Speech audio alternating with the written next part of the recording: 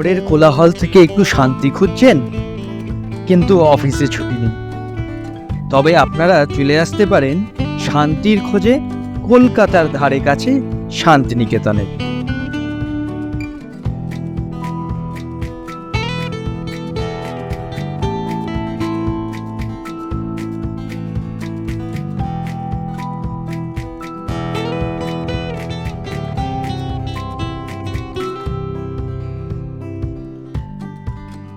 With Tabun চ্যানেলে আপনাদের স্বাগত জানাই। আজকে আমাদের ডেস্টিনেশন অবনীন্দ্রনাথ ঠাকুরের বাগান বাড়ি।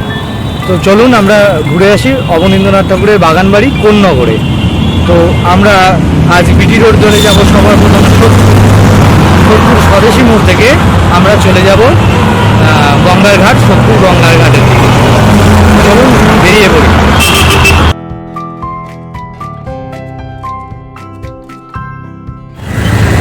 আমরা এখন এসে গেছি আপনার সোদপুর মোড়ে। সোদপুর মোড় থেকে আমরা বাঁ দিকে নেবো গঙ্গার ঘাটের দিকে। এই যে এদিকে হচ্ছে পানিহাটি মিউনিসিপ্যালিটি। এই রাস্তাটা আসে হচ্ছে সোদপুর থেকে, সোদপুর স্টেশন থেকে। আপনারা যদি আসেন সোদপুর স্টেশনে অটো করে চলে আসবেন এবং ওখান থেকে রাস্তা পার হয়েই এই রোডটা দিয়ে আমরা অটো ধরে চলে যাবেন ইন্ডিয়ার পাশ দিয়ে চলে যাবেন হচ্ছে পানিহাটি ফেরিঘাট।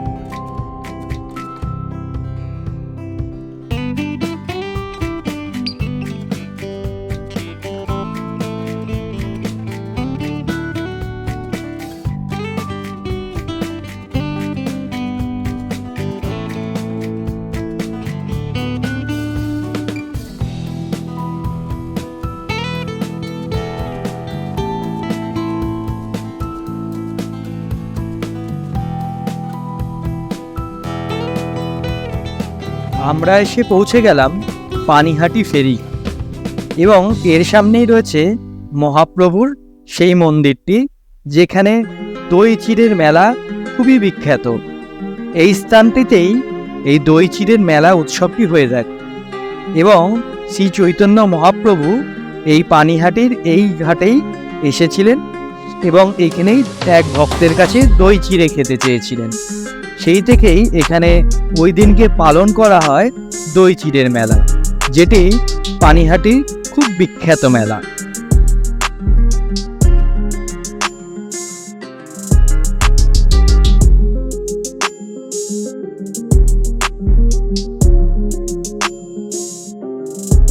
এরপর আমরা 10 টাকার বিনিময়ে নৌকার টিকিট কেটে পার হয়ে পৌঁছে গেলাম কোন্নগর ফেরিঘাটে। আমি আমার বাইকটি সঙ্গে করেই নিয়ে গেছিলাম। নৌকা পারাপার বাইকটিকে নিয়েই তার জন্য আমাকে আলাদা 18 টাকা চার্জ দিতে হলো এবং নৌকা উঠানো এবং নামানোর জন্য 10 টাকা আলাদা চার্জ দিই।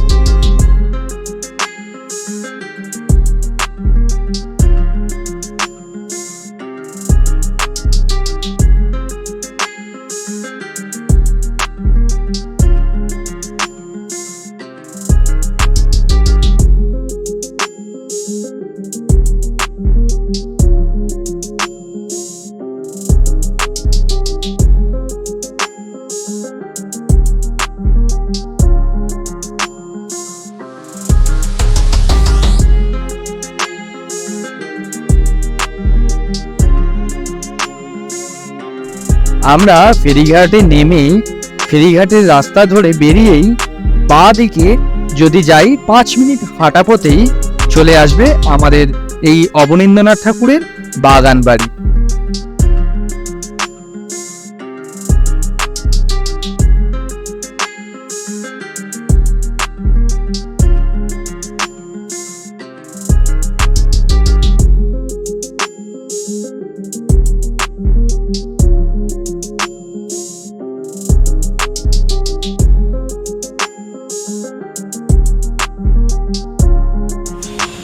আমরা এই টিকিট কাউন্টার থেকে টিকিট সংগ্রহ করে নিলাম। প্রত্যেকের প্রবেশ মূল্য 10 টাকা।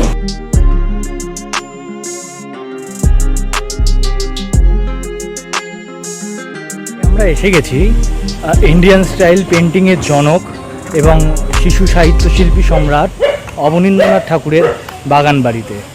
তাও আবার কোন নগরে। আপনারা ইচ্ছে করলে মানে এক বেলার মধ্যে এসে ঘুরে যেতে পারেন, এবং খুব সুন্দর পরিবেশ, খুব সুন্দর প্রকৃতি, এবং আপনাদের ফ্যামিলি সহ আসতে পারেন, বা আপনাদের বাড়িতে যদি বাচ্চা কচি কাচা থাকে তবে তাদেরকে নিয়ে আসলেও তারা খুব আনন্দ পাবে জায়গাটি দেখে।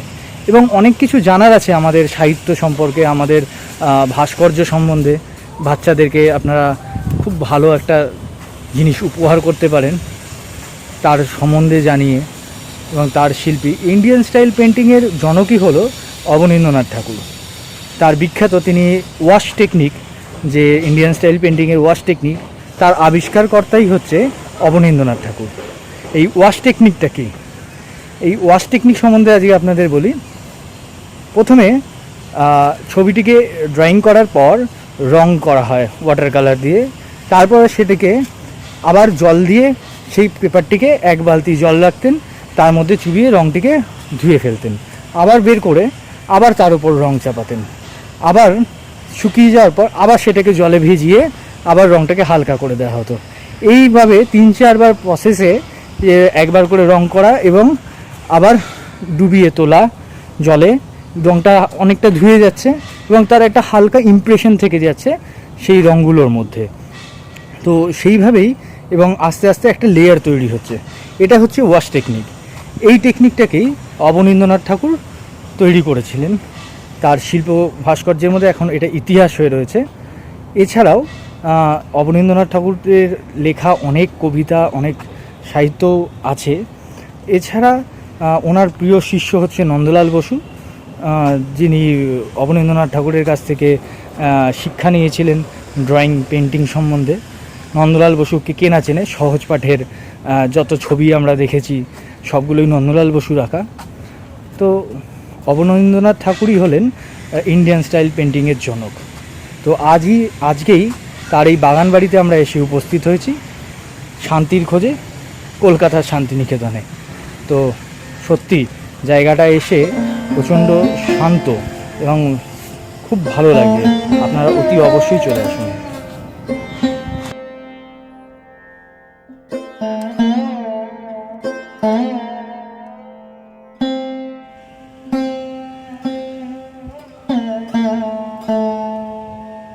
এটি হলো অবনীন্দ্রনাথ ঠাকুরের বাগান বাড়ি।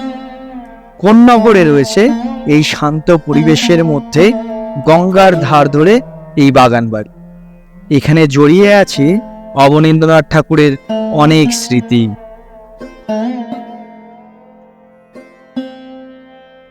অবনীন্দ্রনাথ ঠাকুরের জন্ম 7ই আগস্ট 1871 সাল।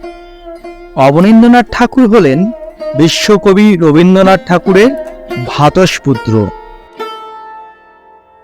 মাত্র 5 বছর বয়সে অবনীন্দ্রনাথ ঠাকুর এই বাগান বাড়িতে এসেছিলেন কয়েকটি দিন কাটানোর জন্য, এবং এখানে এসেই প্রথম তিনি কুড়ে ঘর আঁকা শেখেন।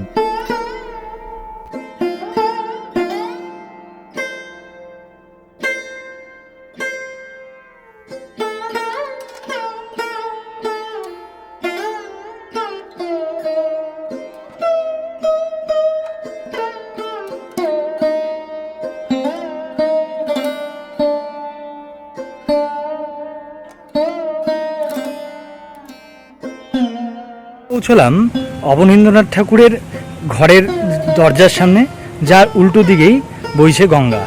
এই দেখুন ওনার বাড়ি এবং সেই মেন দ্বার, এবং ঠিক তার উল্টো দিকে এদিকে দেখুন বয়ে চলেছে গঙ্গা। এই মনোরম পরিবেশে শিল্প আসবে না তো কি আসবে? এই পরিবেশ আজকালকার দিনে কোথায়?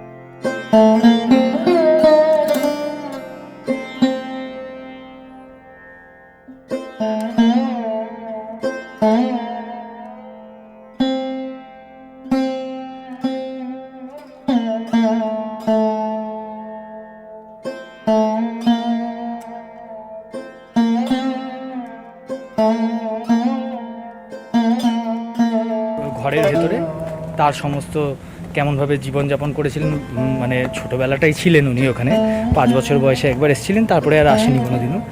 তো এখানে এসেই সবার প্রথম কুড়ে ঘর আঁকা শিখেছিলেন। এই সমস্ত এখন কি কি আছে ভেতরটাকে ঘুরে দেখি, চলুন।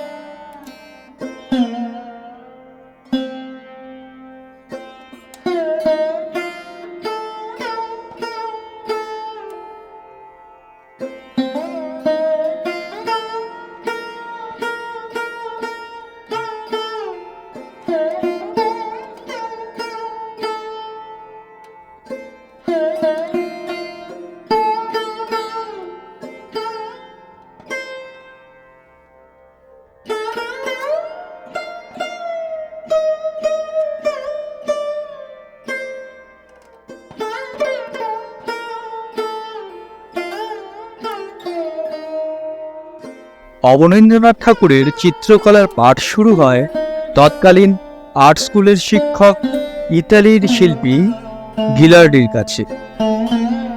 1900 সালে কলকাতার আর্ট স্কুলে কৃষ্ণলীলা সিরিজের প্রদর্শনী প্রথম হয়েছিল। এরপর 1930 সালে অবনীন্দ্রনাথ ঠাকুর অঙ্কন করেন অন্যতম শ্রেষ্ঠ অমর খৈয়াম চিত্রটি।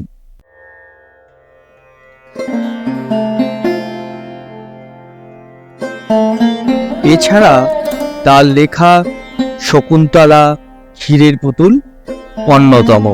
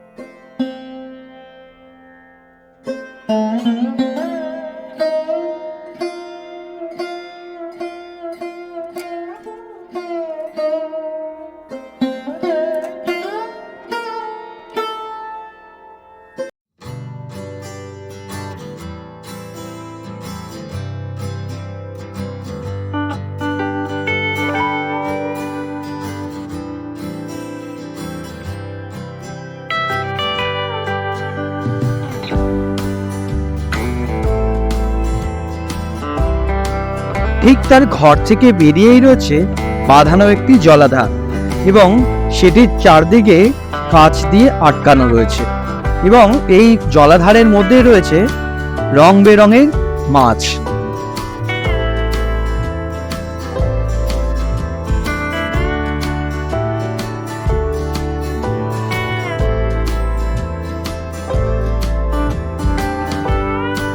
খুব সুন্দর বসার জায়গাও রয়েছে, এই দেখুন সুন্দর সুন্দর করে এখানে বসার জন্য সিট করে দিয়েছে।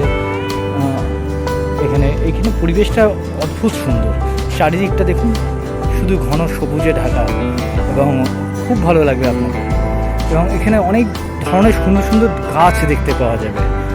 আপনাদের যারা গাছপ্রেমী, প্রকৃতিপ্রেমী, এই বাগান বাড়িটি সকাল 10টা থেকে সন্ধ্যে 6টা পর্যন্ত খোলা থাকে। এই অপরূপ সুন্দর পরিবেশের মধ্যে চারিদিকে সবুজের মধ্যে গঙ্গা বয়ে চলেছে। এর মধ্যে আপনারা আপনার কোনো প্রিয়জনকে নিয়ে এসে হাত ধরে কিছু সময় কাটাতে পারেন এই গঙ্গার ধারে। এছাড়াও আপনারা আপনার পরিবার সহিত সবাই এসেও এই জায়গায় কিছুক্ষণ সময় কাটাতে পারেন। এখানে শিশুদের জন্য একটি ছোট পার্কও রয়েছে এবং সেখানে আপনাদের শিশুদের নিয়ে পরিবার নিয়ে ছোটোখাটো একটা পিকনিকও করে ফেলতে পারেন। এছাড়া এখানে প্রি ওয়েডিং শ্যুটও হয় বা কোনো রকম ভিডিওগ্রাফি যদি তোলার হয় সেটাও তুলতে পারেন। তার জন্য আলাদা নির্দিষ্ট টিকিটের ব্যবস্থা আছে এবং তার প্রাইস বিভিন্ন ভাগ করা রয়েছে।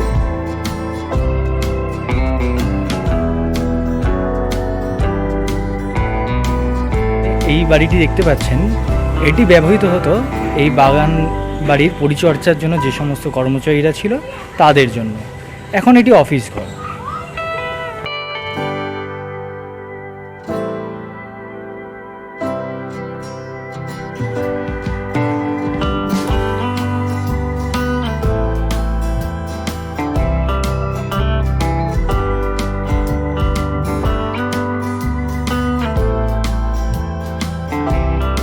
তার জন্য এটা একটা দারুণ স্পট। আপনারা যখন তখন এই খুব ইজি আসা, চলে আসুন এবং এখানে এসে পুরো সন্ধ্যাটা, পুরো বিকেলটা খুব সুন্দরভাবে কাটাতে পারেন এবং খুব সুন্দর পরিবেশ চারিদিকে। মোটামুটি এটা ঘুরে দেখতে মোটামুটি আপনার 1 থেকে 1.5 ঘন্টা তো চলেই যাবে। এছাড়াও কিছুক্ষণ বসে সময় কাটানোর জন্য কোনো প্রিয়জনকে নিয়ে এসে তার পাশে বসে সময় কাটানোর জন্য খুব ভালো স্পট। এবং আপনারা যদি আসেন, এবং আপনাদের এখন নিয়ে এসেছি এই জায়গাটা, এইটা হচ্ছে মঞ্চ। বিভিন্ন ধরনের অনুষ্ঠান, যদি সাংস্কৃতিক অনুষ্ঠান করা হয় তাহলে এই মঞ্চ থেকেই সাংস্কৃতিক অনুষ্ঠানগুলো করা হয়।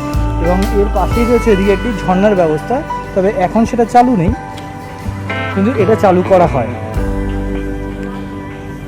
আর 14 বিঘা জমির ওপর এই বাগান বাড়িটি অবস্থিত এবং এই বাড়িটি হেরিটেজ তকমাও পেয়েছে। এরপর থেকেই কোন্নগর পৌরসভা এটি দেখভাল শুরু করে এবং সুন্দর করে সাজিয়ে গুছিয়ে আমাদেরকে উপহার দেয় এই অবনীন্দ্রনাথ ঠাকুরের বাগান বাড়ি। আজকের মতো আমাদের ভিডিও এখানেই শেষ করছি। যদি আপনাদের ভালো লেগে থাকে ভিডিওটি, তবে অবশ্যই লাইক কমেন্ট করবেন এবং আমাদের চ্যানেলে নতুন হয়ে থাকলে সাবস্ক্রাইব করে দেবেন। এবং যদি আমাদের ভিডিওগুলো আপনাদের ভালো লেগে থাকে তাহলে আমাদের আরও নতুন নতুন ভিডিওর নোটিফিকেশান পেতে বেল আইকনটাও প্রেস করে দেবেন। এবং আমাদের সামনে আরও নতুন নতুন অনেক ভিডিও আসছে, তো আপনারা দেখতে থাকুন।